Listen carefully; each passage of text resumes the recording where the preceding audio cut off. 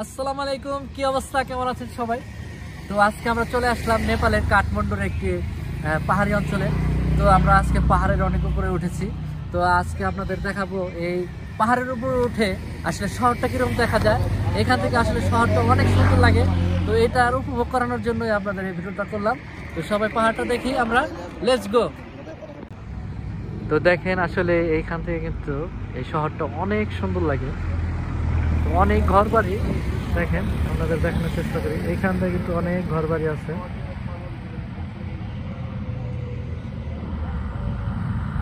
এখান দিয়ে আসলে অনেক বিল্ডিং, অনেক ঢাকা শহরের মতো আমাদের বাংলাদেশে যেরকম ঢাকা শহর। হ্যাঁ, এখন আমরা চলে আসলাম একটু ব্রিজের উপরে। তো এখানে আসলে পাহাড়ি রাস্তা অনেক। তো আমাদের পিছনে অনেক ঘর বাড়ি আছে, ওইখানে আরো নিচা। তো আমরা আস্তে আস্তে আরো উপর দিকে উঠছি।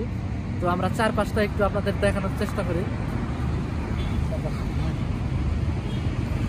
শুধু পাহাড় আর পাহাড়, পাহাড় আর পাহাড়, চারদিকে পাহাড়ে ঘেরা। হ্যাঁ, এই যেটা হচ্ছে পাহাড়ি রাস্তা। আমরা এই রাস্তা ধরেই উপরে উঠবো।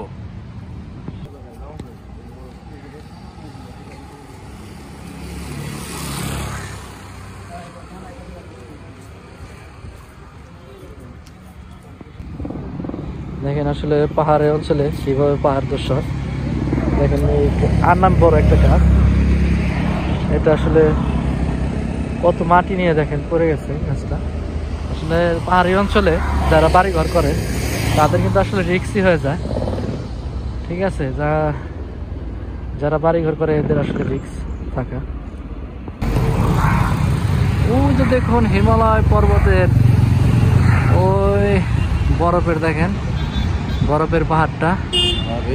এখান থেকে আসলে আফসা আফসা বোঝা যায়। ওই সাদা যেটা আসলে ওইটাই কিন্তু হিমালয়ের পর্বতের পাহাড়। দেখতে পাচ্ছেন হিমালয় পর্বত, মাউন্ট এভারেস্ট। দেখেন মাউন্ট এভারেস্টের চূড়া দেখা যাচ্ছে আমাদের এখান থেকে। তো আমরা নেক্সট ভিডিওতে মাউন্ট এভারেস্ট দেখাবো আপনাদের। আর আমরা পরবর্তীতে আপনাদের ওই হিমালয়ের পাহাড় ওইটা নিয়ে যাব ওইখানে। পাহাড়ের পদদেশে তো ওইখানে আপনার এর পরবর্তীতে দেখাবো। এখানে কিন্তু পাহাড় কেটে রাস্তা বানানো, আর দেখেন উঁচু পাহাড় আর চারপাশটা কিন্তু গাছপালায় ভরা। তো আর এইখানের বাস কিন্তু আসলে বাংলাদেশের মতো, তো এই বাংলাদেশের মতো বাস। তো এই রাস্তার ভিতর দিয়ে আপনার বাস চলাচলের রাস্তা। তো এইখান দিয়ে অনেক দূরেও যাওয়া যায়, বাস চলাচল করে।